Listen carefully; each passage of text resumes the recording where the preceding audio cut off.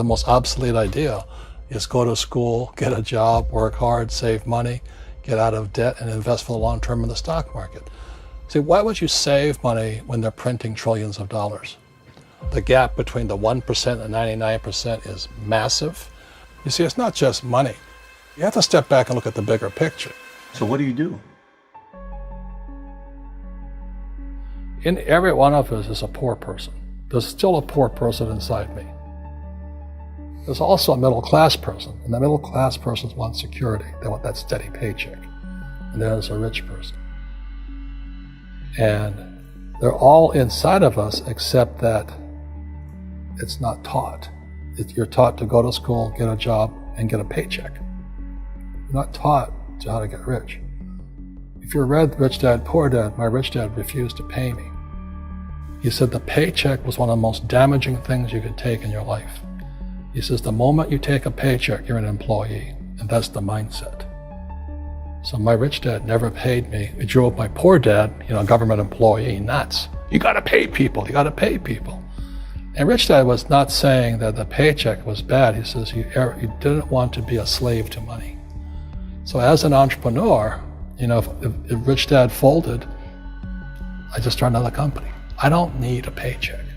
I don't need anybody to take care of me. If my government doesn't like me, I move to another country because they need entrepreneurs there. So the entrepreneur is not so much the business. The entrepreneur is really the mindset and the skill sets and the different set of rules. You see, I don't operate, small business does not operate in the same rules as big business. Entrepreneur is a mindset first, a skill set, and rules. And depending upon whether you're an employee or a small business, the rules are different. The mindsets are different, the skill sets are different. If you could say one thing to somebody who's never been an entrepreneur and they're thinking about making the leap of faith into becoming an entrepreneur, what could you tell them? Well, I'll just tell them the same thing that happened to me. My last paycheck, I still remember it clearly. It was one of the worst and the best days of my life. And I was in Puerto Rico. I was working for Xerox, and my boss gave me my last, it wasn't a paycheck, it was a bonus check. I think it was about $30,000 taxable. It's the only problem with that. So I got this check and I went, holy mackerel. So I was excited, but I was also disturbed. And so this other guy comes up to me, his name was John, and John says to me, he says, you're gonna be back. I said, why? He says, because you're gonna fail. I looked at him and said, look, few expletive words, because that's what he did. He left Xerox, failed, and he came back. And I said, look, you failed and you came back, but I'm gonna fail and I'm never coming back. And that's the attitude. Do you know what I mean? If you say, well, if I fail, I'll go back to mommy and daddy, then that's what you'll do. So if you fail, that's when I became an entrepreneur, because I had no money. I had no money for years. I didn't have a paycheck. But that's what my rich dad encouraged me to do. He says, when you don't have this paycheck, you get hungrier, smarter, and it's a test of your character. Will you become a crook? Will you become dishonest? Will you cheat and steal? Or will you become a better human being? So really, that's the benefit of becoming an entrepreneur, is you really find out who you are when you don't have anything. So you always have to look at the big picture. Too many people look at, well, what's going to happen to me? Well, you look at the big picture, you're also going to know that when something bad happens, something good's going to happen. But you got to prepare for whatever is coming. If you think next 20 years will be like the last 20 years, you're going to get creamed. When you and I go to the supermarket and we buy a carton of milk, we always check for the expiration date. But most people do not check for the expiration date on their brains. Instead of get out of debt, I get into debt. I just refinanced $300 million in debt. I went from 5% to 2.5% interest. I made a fortune. Every month, more money comes in because my cost of money has gone down. So while some financial experts are saying get out of debt, I'm saying learn how to use debt.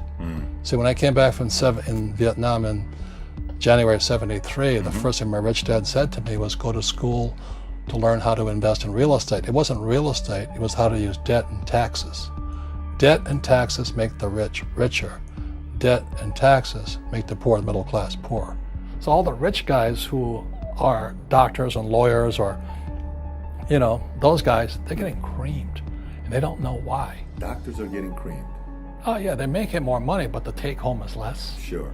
My doctor just yelled at me. He was happy. He says, "Oh, guess what? I finally made $1 million." And I said, "Yeah, this was just 3 weeks ago." And so I said, "Yeah, well, how much you pay in tax?" He says, $750,000 in taxes. So his net was about $400,000. That's not bad. But when I make $1 million, I keep $1 million.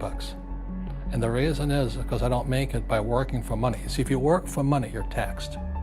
So that's why lesson number 1 in Rich Dad, Poor Dad is the rich don't work for money. What we do instead is we create businesses as entrepreneurs. We acquire real estate. I don't invest in the stock market. Okay? So the reason is because as entrepreneurs, I have more control over my income, how much I make, and how much I pay in taxes. And because I'm an entrepreneur as well as an investor in real estate, I pay 0 tax. So every time I make, let's say, $1 million as an entrepreneur, I immediately invested in real estate and I have a 4-to-1 step up. So I put $1 million in real estate, I get $4 million from the bank. That's why I love banks. But the banks are screwing everybody else, terrible, but it's good for me. That's why you say when you print, it's good for you, but when you print, it's bad for people that work for money. Because when you print, savers get creamed and people who work for money get creamed. When they print, debtors get rich. You see, debt and taxes make the rich richer, and debt and taxes make the poor middle class poorer. When we have obsolete ideas, we get obsolete results. So what's happening for most people, the idea of going to school, getting a job, working hard, saving money, getting out of debt, buying your house because it's an asset, and investing for the long term, is obsolete. The world has changed. The world changed in 1971 when President Nixon took us off the gold standard and money became debt. What if we get rid of school? Then what would happen? Would it be better if we had no educational system at all? No, I'm saying education is more important before. It's just obsolete. There's Moore's Law which states information doubles every 18 months. In other words, everything's obsolete 18 months. So, and this is just a recent phenomenon. So when you come out of school, you're already obsolete.